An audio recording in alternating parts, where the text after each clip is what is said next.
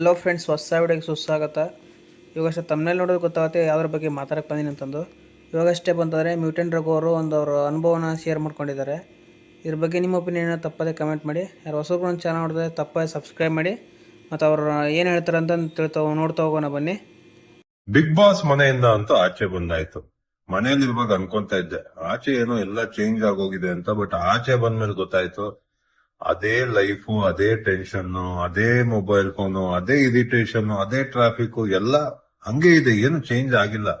So ಮನೇಲಿರುವಾಗ ನಮ್ಗೆ ಈ ಚಿಕ್ಕ ಚಿಕ್ಕ ಸಂದರ್ಭಗಳು ಬರವು. ಅಂದ್ರೆ ಕುತ್ಕೊಂಡ್ ಮಾತಾಡ್ತಾ ಇದ್ವಿ, ಊಟ ಮಾಡ್ತಾ ಇದ್ವಿ, ಏನೇನೋ ಕಾಮಿಡಿ ಮಾಡ್ಕೊಂಡು ಒಳ್ಳೆ ಟೈಮ್ ಸ್ಪೆಂಡ್ ಮಾಡ್ತಾ ಇದ್ವಿ. ಯಾಕೆಂದ್ರೆ ಫೋನ್ ಇರ್ಲಿಲ್ಲ, ಔಟ್ಸೈಡ್ ವರ್ಲ್ಡ್ ಬಗ್ಗೆ ಗೊತ್ತಿರಲಿಲ್ಲ. Amazing moment. ನಾನು ಹೇಳೋದಿಷ್ಟೇ, ಹೆಲ್ತ್ ಮೇಲೆ ಫೋಕಸ್ ಮಾಡಿ, ನಿಮ್ಮ ಫ್ಯಾಮಿಲಿ ಮೆಂಬರ್ ಜೊತೆ ಜಾಸ್ತಿ ಟೈಮ್ ಸ್ಪೆಂಡ್ ಮಾಡಿ, ಜಾಸ್ತಿ ಲೈಫ್ ಅಲ್ಲಿ ಟೆನ್ಷನ್ ತಗೋಬೇಡಿ.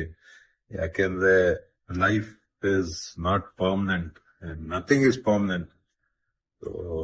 ಹೇಳ್ಬೇಕು ಅನ್ಸ್ತು, ಹೇಳ್ದೆ. Thank you.